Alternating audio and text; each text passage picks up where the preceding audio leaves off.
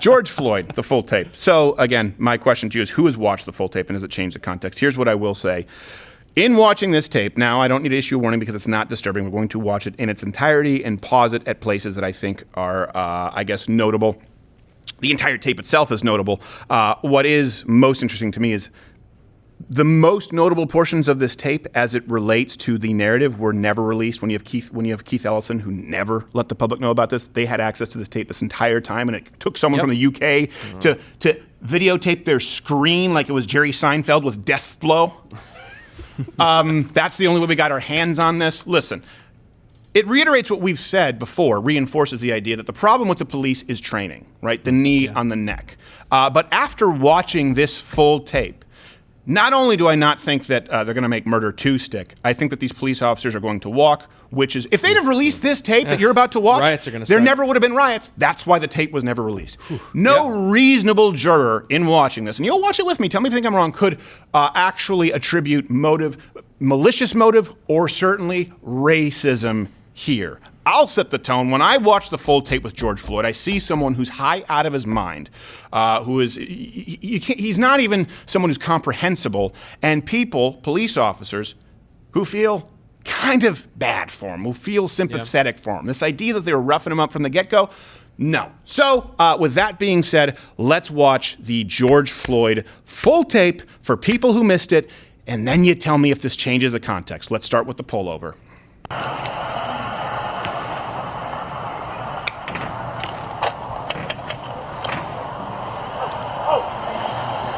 I see your hands.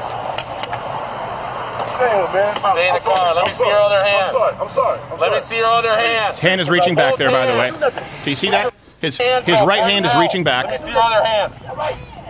Look at that. Reaching back, reaching back. Is that what you do when cops pull you over, folks? Put your hand up there. Hands on the wheel. This is the only time where a gun makes an appearance. Hands on the wheel. Hands are on the wheel. Car. Put your foot back in. I'm so sorry. God dang, man. Man, I got shot the same way as I was before. Okay, well, when I say let me see your hands, you put your hands up. I'm so sorry, You got them? man. Dang, man. Put your hands on top of your head. Now when he complies, and you see when he finally does comply and keep his hands on the gun goes away. It never comes back out. Hands on top of your head. Hands on top of your head. Step out of the vehicle and step away from me, all right? Step out and face away. Step out and face away. Please don't shoot me. Please, man. I'm not going to shoot you. Step out Pause. and face away. Pause. Please don't shoot me. His gun is already away. Yeah. Now, I don't know about you. I think it's entirely appropriate when a guy is reaching back and you say hands on the wheel and he is not complying at all. Yeah. You have to have a firearm out because let me change one thing, okay? Hands on the wheel. Oh, man, I'm sorry, officer. I'm sad. Bad bang, bang, bang, bang, bang, bang, bang, bang, click, bang. That's what happens. Right. It does happen, by the way. We have this statistic that an officer is actually 18 times more likely to be killed by a young black male than they are to be killed by an officer. So we need to keep that statistic in mind. Yeah. And then intent there matters. Please don't shoot me. I'm not going to shoot you. And you'll see this as a recurring theme because a lot of people were saying, why aren't police trained in de-escalation?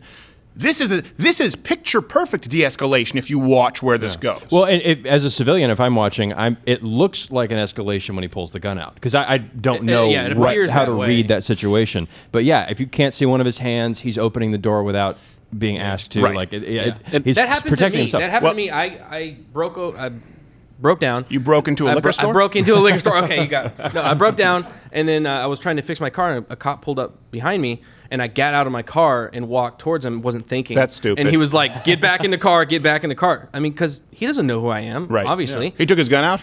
No, he put his hand on his gun. 'cause and you said like this, get back in the car. I No, was he like, was pointing. He's like, okay. get back in the car, get back in the car. And he put his hand on his gun because he doesn't know. He absolutely doesn't know. That's the only point the gun is there. Right. And what I want people to understand is he says, I'm not going to shoot you. And that's repeated along with other instructions and amenities that will be provided for George Floyd. And I actually mean that. You'll see as we continue to And one watch. other thing I find to be interesting is that regardless of the race of the occupant, that is how officers are trained across the board. Yeah. Like regardless, like if you're reaching around in your vehicle, you are putting yourself at risk, and you are indicating that you are not complying. So it would be a different story if he was reaching around and the officer, We stop that's using that dangerous phrase. situation. Which one? He was reaching back. Yeah. If you're reaching around in your vehicle, well, sounds like a listen, good guy. I don't want to talk Well, about I can actually That's say vulgar. that officers are giving lover. more concerned about this motion than they are this motion. Because Right. the motion to Right. the back, you have to swing all the way back around. Right. And sure, you could pull out and do this, but you can do this one just as well. Right. And most people aren't storing their firearms for ready use in Right. the back. And at first he was reaching to the side, and then he was reaching. Exactly. That's what I mean. So he's reaching here and he's reaching back. And this is the thing. He doesn't comply, not once, not twice, like 10 times he doesn't comply. And so that becomes the place where when you're an officer, you have to presume the worst because of the deadly And just to be clear, I think anyone here who's been pulled over, we don't do that. Not good. So, and it's not a white privilege thing. I just go, oh, a police officer, hands on the wheel, and I let him know that I have a concealed carry if there's a firearm in the car or not. It's really only happened once since I've had a concealed carry. But the officer says, thank you very much. There's no need to move your firearm. I appreciate it. And change your registration, you dick. I go, I'm sorry, officer. That's one for you. Let's continue with the tape. We just ended it. I'm not going to shoot you. I'm gonna get out of here, man. Please don't shoot me, man. Again, I'm not shooting you. I just lost my mom, man. Pause. Didn't just lose his mom. That was 2 years ago. Okay. So again, this shows that he's just, and I don't think he's lying. I mean, when you look at the toxicology report, which is 2 to 3 times what people have said the legal or lethal amount of fentanyl in his system. He had morphine, he had methamphetamine. Now, I'm not a doctor, so I've heard that there have been sort of arguments as to whether it's a lethal amount or legal amount. The point is, there was a lot of fentanyl, morphine, and methamphetamine in his system. He just so happens to be, at this point, the downers counteracted the uppers. This could have been a far more violent altercation. Really, up until the end of it, it's really just kind of more nonsensical. Erratic, Let's continue. right. Yeah. Step out and face away. Please don't shoot me, Mr. Officer. Please don't shoot me, man. Step out and face away. You're not shooting me, man. I'm not shooting you. Step out. Third and face time, away. I'm not shooting you. Yeah. Please, Runs away. Please, man. Please. He's reaching over to the side there, Bill, like you talked about. Get out of the car. I didn't know, Mr. Officer. I didn't know. That's his girlfriend, whoever it is. Stop resisting, yelling that. Stop moving. Notably, not yelling it at the officers, yelling it at her car mate. Right. Car mate. That's a fun word. Carpanion? Hey, you come back. Stay in the car.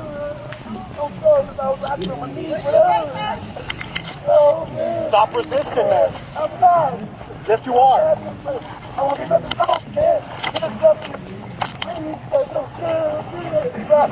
Stand up. Against the wall. Yes. This is notable too. Let's keep Know playing. what's going on. Drop the bag. Figure out what's going on. Adam, What's the problem? We was getting, it ain't us. We was getting a ride. I just got my phone fixed. It's my ex-man. Adam don't be. It's my ex. Are you good? Checking with the other officer. Are you good? They're still handling George Floyd. Get ID.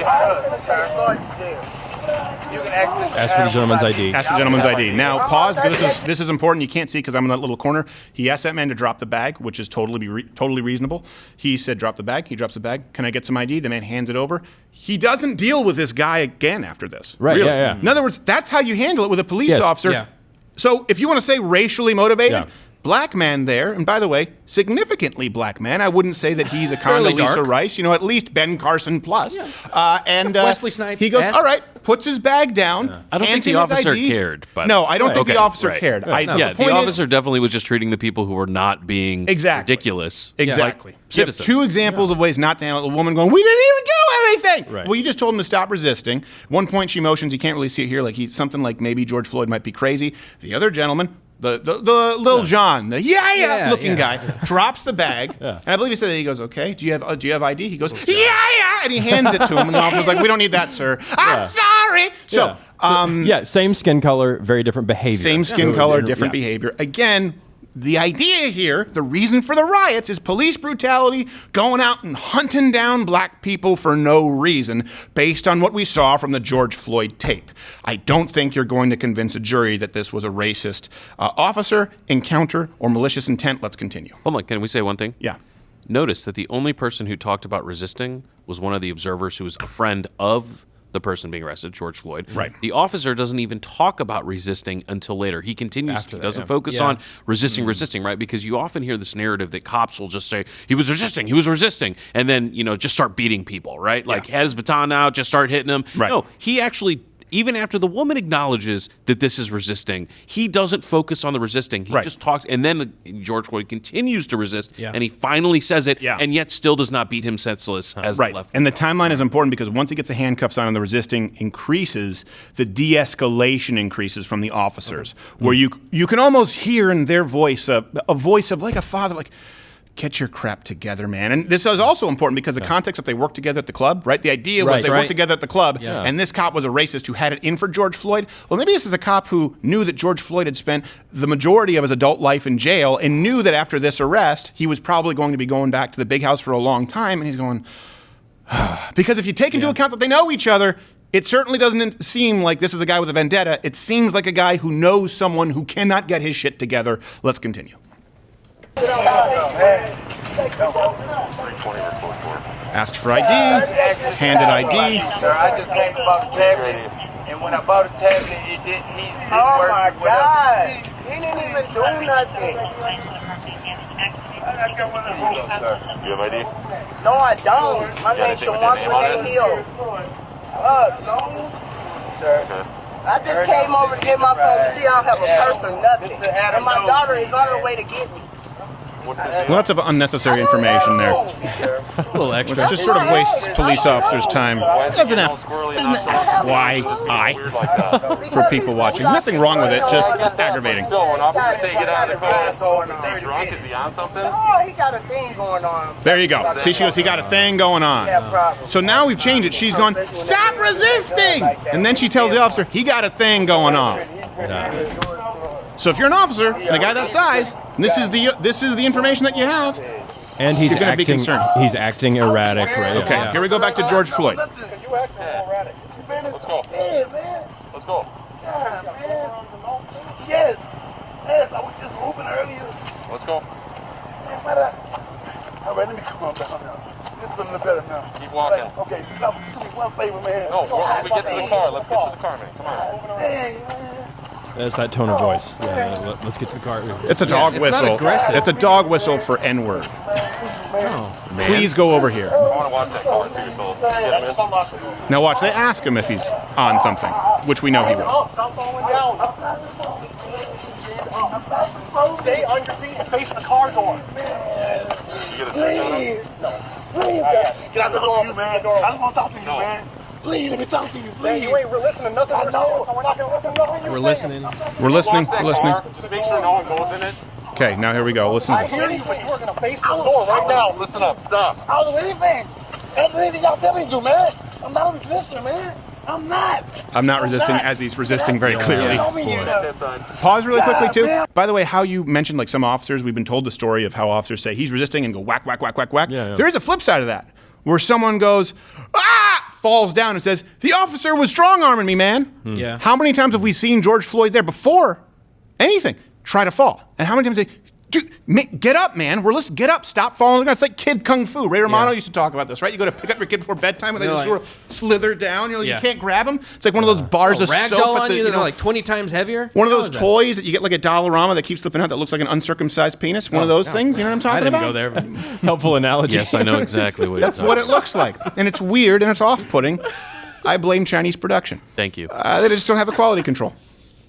You had one, though. It's subversive. Advertising. Let's continue watching this. He's tried to fall down multiple times. What you cannot do is hold the officers to a perfect standard and hold someone like George Floyd or these rioters or protesters to no standard whatsoever, to a standard lower than actual criminality in the cases of many of these protesters. And we'll find out in a court of law if that's the case with George Floyd. This is where it gets, I think it's very important, again, because you're talking about ruining people's lives, these police officers, where they keep trying to de-escalate. They say, we're with you. Hey, we're with you. We're going to roll down the window. We're going to turn on the air. I want you to watch this carefully and look into your heart and think, I think that we might have been too harsh on Chauvin early on. Because outside of the training that allegedly was taught to him, before that, not a lot was done wrong here.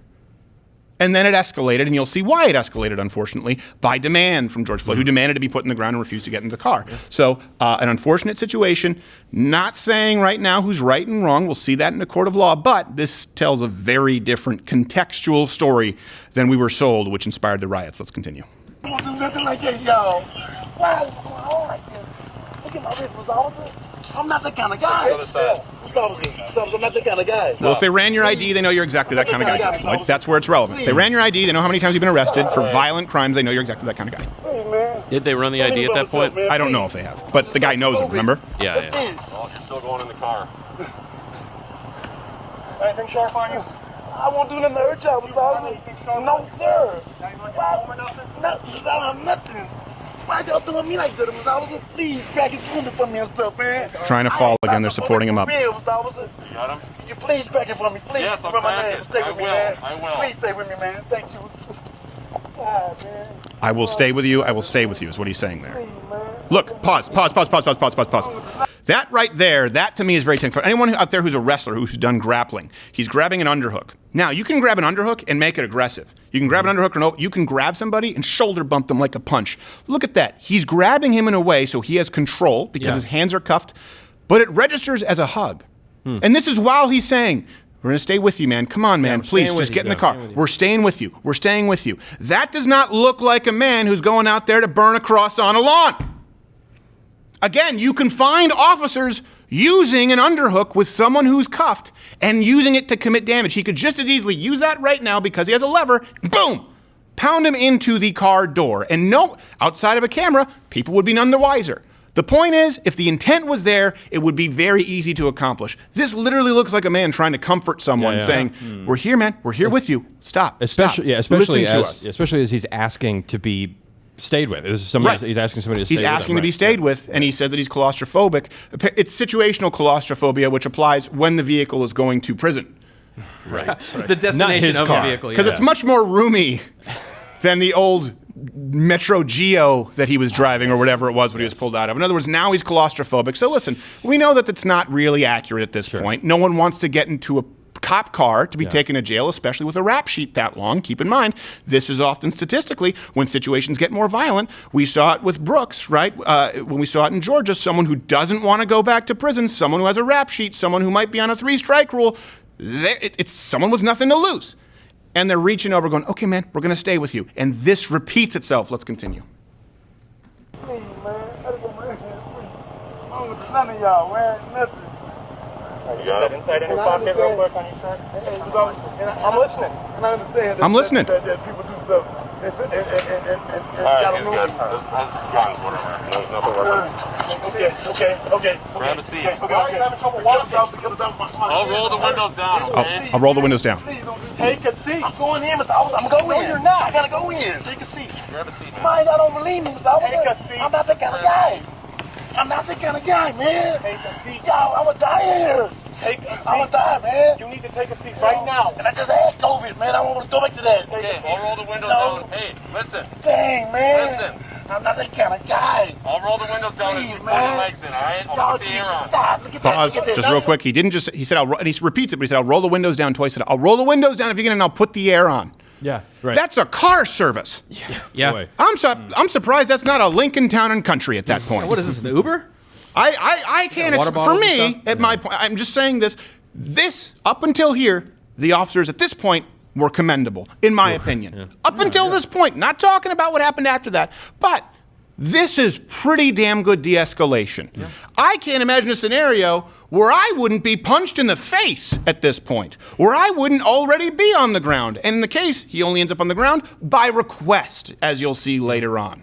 I cannot imagine resisting, falling, pushing against an officer, refusing getting into a car without it escalating significantly more than this. Matter of fact, I would wager these cops are aware of the body cam and are trying to avoid being in the nightly news at this point because this is not really protocol. A lot of the time, especially if you're in a bad area of town, police officers are trained to try and neutralize a potential threat because they don't know what's going on around them. Some could argue that they're spending too much time trying to get a man into a car in the first place. That should happen quickly. Door closed so you're safe. One of the other things is, remember, just a minute ago, one of the companions in the car was giving the indication about a mental issue. Yeah. Yes. Got So something going on. When you think about how these officers are treating it, I mean, 5, 6, 7 times he actively gets out of the vehicle when they're trying to get him in. You're not even seeing the stuff you see on cop shows, like fake cop shows where they're like shoving your head down and pushing you in, shoving you in. I mean, none of that stuff. And I think that is at least some evidence to show that they were aware that they were dealing with someone that wasn't in the right mind, and they were acting on that in a positive way. Now, remember, we're asking officers to not only risk their lives every day, but be mental health counselors, to be social workers, and in that moment, you can see they're trying. Yeah, they are actually trying to do the best they can in that circumstance. Despite the resistance. They were more harsh with Kris Kringle in Miracle on 34th Street. Well, that guy's a criminal. He was. Claiming he was Santa Claus. That's Joe Biden-esque, talking about gorillas in the koi pond. I mean, that's almost as bad as smelling children. It's up there. It is remarkable to me at this point that they're... And keep in mind, too, they said, again, this companion of his said he got something going on. And he goes, I'm going to die in there, man. So... this again starts to become white noise, and you'll hear him say, I'm gonna die, I can't breathe. Long before he's on the ground, he said, I just buried my mom, right? The guy, again, keep in mind, Chauvin knows him, probably if they've worked at the club for years, and everyone assumed that they worked together, and therefore he was a neo-Nazi out with an agenda. Instead, it seems like maybe he's empathetic here, and he certainly would probably know that Floyd, if they knew each other, which was the narrative before, that his mom had died over 2 years ago. So they're going, all right, this guy is out of his mind, his companion says so, he's in a panic, he's refusing to get in the car, he says he's going to die. So then later when he says again, hey, I'm going to die, or hey, I can't breathe, it's like, but you said that when we asked you to get into the back of a cruiser. Yeah, and I think they ask him if he's on something. He says, I'm not on anything. He says, well, why are you having trouble walking? Right. And so it's like, so they know something's going on. Well, and that would have been the moment, right, to say, hey, I can't stand up. I can't, right. And not to say that officers necessarily believe it, but they're even trying to figure out, like, why is he acting so strange? Right. And again, if he's in a state, he may not even recognize he's on a state, but in that moment, like, that's when you go, oh, I can't walk for this reason. What reason? Like, what is the reason? Like, we want to understand, do we need to support you more? Yeah. Or not? Right? And I will say I appreciate his poker face, because if I have anything to drink and my wife goes, did you have something to drink? I immediately go, a little bit. So if I were on fentanyl and my wife goes, are you on a cocktail of methamphetamine, morphine, and fentanyl? I'd be, Scotch. I wouldn't be able to be like, no, I'm not that kind of guy. My wife would be like, you're exactly that kind of guy. You right. You know me. All right, let's continue watching it. Again, more of the we'll roll down the window and more accommodation. Look at it. We can fix it, but not while you're standing out. Okay, man. God, y'all do me bad, man. Man, I don't want to try to win. I don't want to die to win. I'm claustrophobic. I got anxiety. I don't want to do nothing to them. I'll roll the window down. I'll roll the window down. What, a third or fourth time? When I start breathing, it's going to go up on me, man. Pull your legs down. Okay. Let me count to 3. And I'm going in. Please. They let him count to 3 like it's going in the first pool dip of the season when it's cold. He know it. And here you go is where they finally say, okay, enough is enough, and they need to get him into the car. And by the way, he just said, put me on the ground. I'm hearing you, but you're not working with me. God, I'm claustrophobic, man. Slide your butt over here. I'm going to pull you in. Get in the car. In the front. No, you're not getting in the front. I'm claustrophobic. So I'll get in the car. Okay, man, okay. I'm not a bad guy, man. Get in the car. I'm not a bad guy.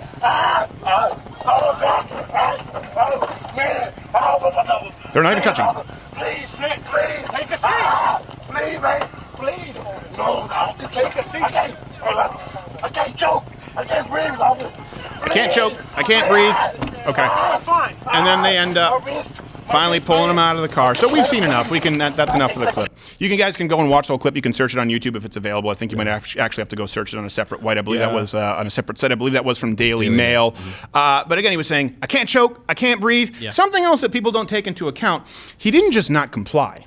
He lied about complying and then wouldn't. He go, okay. And then didn't. Right? Yeah. That's very different. No. That's like every single movie you've seen, right? Every single film where a guy's been pushed too far, whether it's Henry Winkler in Night Shift with the mustard and a sandwich, where they go, and then the sucker punch, right? Yeah. It's the disarming, it's the, okay, I'm going to comply. There's a lot of, okay, 1, 2, why are you doing this, man? Listen, that happens so often with police officers. You can find security tapes of people going, okay, I'm going to, and they pull something out. Now you have a guy who reached over to his side, who reached over to behind him, who didn't put his hands on the wheel, who didn't put his hands on his head, who asked, please don't shoot me, please. The officer said 2-3 times, I'm not going to shoot you, please comply, who lied about being on drugs, who had other people there who said that the man was resisting and said that he had a mental issue going on, who couldn't stand up, who then tried to fall down repeatedly, who said he was going to die in the car, who said, stay with me. The police officer said, yes, we're going to stay with you. We'll roll down the window. We'll turn on the air. 3, 4, 5 times. And then finally started getting him into the car. If you don't believe that there was any way to try and restrain this man,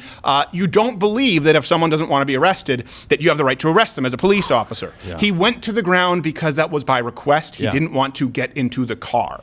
Yeah, right, and they consulted him, which is an odd practice, but I mean, even so, they are going above and beyond. And the last portion of this tape, and this also explains, by the way, when they say, well, why didn't the other officers do anything? Well, if you're another officer and you've been holding him gently saying, we're going to stay with you, and he's going, I can't breathe, I'm going to die, I can't breathe. My mom just died, and then he's on the ground going, I can't breathe. You're not going, oh, this guy's dying. You're going, well, yeah, he said that for 8 minutes. Yeah. You know, and when you look at how he's getting pulled out of the vehicle, again, it's what he wanted. He was not trying to get in the vehicle in any kind of way. Didn't want to be in the AC. Didn't want to be with the windows rolled down. Wanted to be outside of the vehicle. Now, that's not to say that, again, that Chauvin was trained properly or was restraining him in the right way. Because in my mind, I wonder, if you really thought the guy was such a danger, why didn't you have multiple officers holding him down as opposed to just one elderly? I mean, I don't know how old Chauvin is. He looks kind of grizzly in the video with his neck on the knee. Right. But, you know. Knee on the neck. Neck on the knee would be a horrible attack. Like, well, it was upside down. I've got you right where I want you. Knee on the neck. Knee on the neck. Ow! My knee hair. So then you wonder, like, what, you know, where at that situation was the question, and that does become the problem when someone is saying over and over again, I have this problem, I have this problem, I have this problem, and it's clear that they're not acting on that problem. When they actually do have the problem, it does make it harder for officers to understand what are they doing. And I think to your point, was there a malicious intent? Was there bad training? Clearly, I don't think anyone's disagreeing on that. Yeah. But up until that moment, the amount of grace that was given for this gentleman, and I think because the woman in the car told them that he was having problems, that's the only reason why he was treated so well up until that point, all circumstances considered. Yeah. No, I think you're exactly right. And I think the most important component to this, not the most important, but again, the riots happened because, remember Hands Up, Don't Shoot? Yep. Mike Brown was just some kid who got shot by a police officer for no reason. No, turns out he actually punched the officer and was reaching for his gun repeatedly, and the officer was actually somebody who asked to serve the underserved black community, Darren Wilson. I still feel bad for that guy because that guy got railroaded, didn't do anything wrong. This was used again as another catalyst because it was a racist officer who worked at a club with him, who went out, who had a vendetta, and just put his knee on his neck because he wanted to exterminate a black man that day. That's what spurred the riots. Again, $600 million in property damage, 900 officer casualties, 14,000 arrests, over 20 people dead. That was the narrative. It's pretty damn clear from this video that they weren't going out lynching or hunting a black person, which also some people were asking questions, but there were other officers here. Some of them were minority officers. Right. Yeah. So wouldn't they stand up if they saw this as some grave racial injustice? I think now it explains the context as to why they may not have. I still think that the training is terrible, that you shouldn't put a knee on a neck, but that really is a problem with the training. And allegedly the seminar, when someone came in and taught this technique to police officers, it doesn't show I don't see any sign here, any inkling of racism or looking to harm somebody. I actually see officers who are pretty empathetic, who are pretty tolerant, who know that this is someone who cannot get their crap together, is high out of his mind, is a walking, ticking time bomb, by the way. This is a man who wasn't going to live very long, and stress, this is not something new. If you're on fentanyl, I mean, you could die from fentanyl just from fentanyl, period. Right. You take fentanyl, you're dead. The size of a grain of sugar, right? Size of a Rice Krispie fentanyl. Snap, crackle, pop, you died from fentanyl. It's that bad fentanyl. It's just a tiny little rice kernel can kill you. Fentanyl, morphine, methamphetamine can kill somebody. You add COVID on top of that, a pre-existing heart condition, and then stress of an arrest because you're likely getting into the back of a paddy wagon, going to the big house for a while. I don't even know, and this is why we have to wait to see the coroner's report that he died from the knee on the neck necessarily. And this is why it's important, because this was the catalyst for all the riots, and people want to paint the black community with a broad brush. New statistic that comes out from Gallup, 81% of black Americans either want the same or more police presence in their neighborhoods.